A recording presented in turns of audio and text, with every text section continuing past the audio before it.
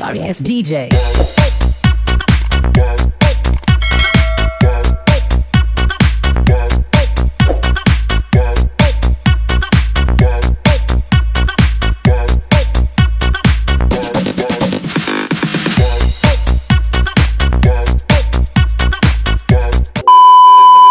Ayan, hello! Good morning everyone! And welcome to my YouTube channel.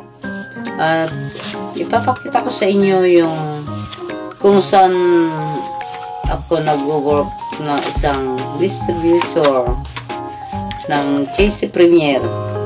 Ayan. And then meron tayong mga product dyan na merong keypads na with iron, omnipit, na pampapayat, na kahit kumain ka ng kumain, hindi ka tataba. And then, may mga shoemaking. Ayan. Tapos, pakikita ko yung demo ng aming mga mentor. At saka yung napakagandang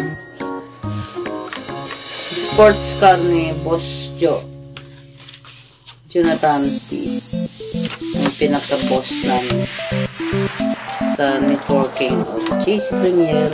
Ito malatagpuan sa Green Hills. Yan, kaya noon last year doon ako lagi nagtatambay sa Green Hills. Hindi ko pa alam yung YouTube na to. Kung alam ko na may YouTube na, dapat na vlog ko na yung lahat. So yung nandoon ako everyday, nandoon ako sa Green Hills.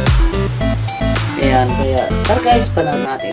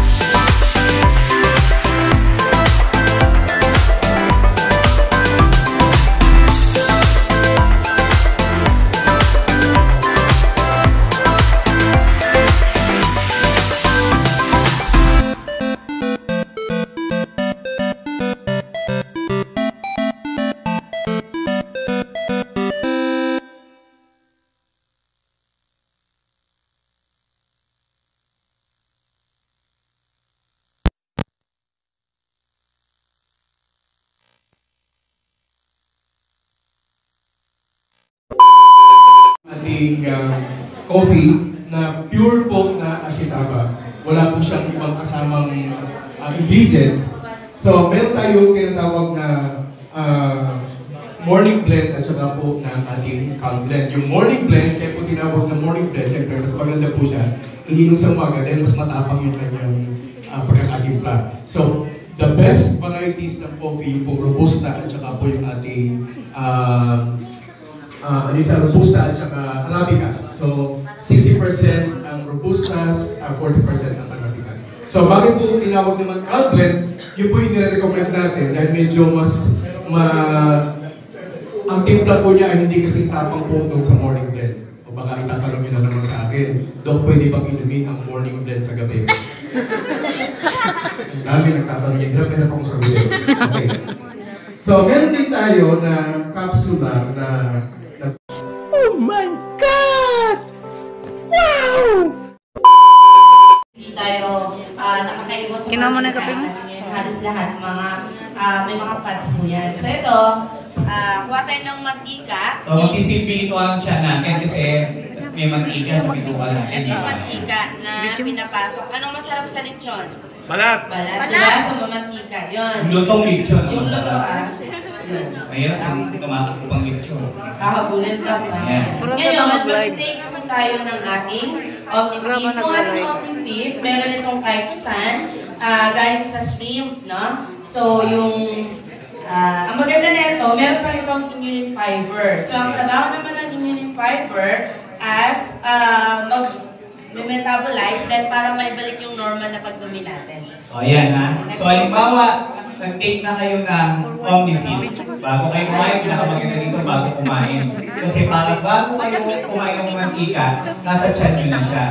So, yung mantika na yun, yung kinain yung mantika. Tapos, halimbawa, yung Omnifit na iniinom. At least 15 minutes before kayo kakain, rotate na tayo ng Omnifit. Para yung mga fats hindi na mag-stay, ma-convert into energy. So, malupit po ito. After a few minutes po, mamaya, ipa-flash out nyo yung mga toxins sa katawan natin. So, fat binder, ibabind nyo yung mga fats, then ipa-flash out sa katawan natin. Ang sa inyo ito, mabubuo yan, tapos may biglang mangyayari dyan. Umiwas kayo, sumasabi kayo, pasok. So, next, dito tayo, habang inaantay nyo, huwag kayong kukurang, pag kumurang kayo, sa best na mangyayari sa buong buhay nyo yan. So, ito naman, ascorbic acid. Ang maganda sa ascorbic acid, dinodobling yung effect ng Omnifit. So, habang uminom kayo nito, dapat uminom din kayo ng ascorbic acid. Yan na. Kasi kung kayo saan, madodobling. Yan na, sasabog na. Utot na yan, ha? Nasasabog na yan. O, tindihan mo ni Ma'am to, ha? Pero huwag nyo alisin ang mata nyo dito. Tingin kayo sa pogi. Ang dito din sa pogi, mabubulan. Okay. So, ito naman, nagre-represent ang katawan natin. So, every day,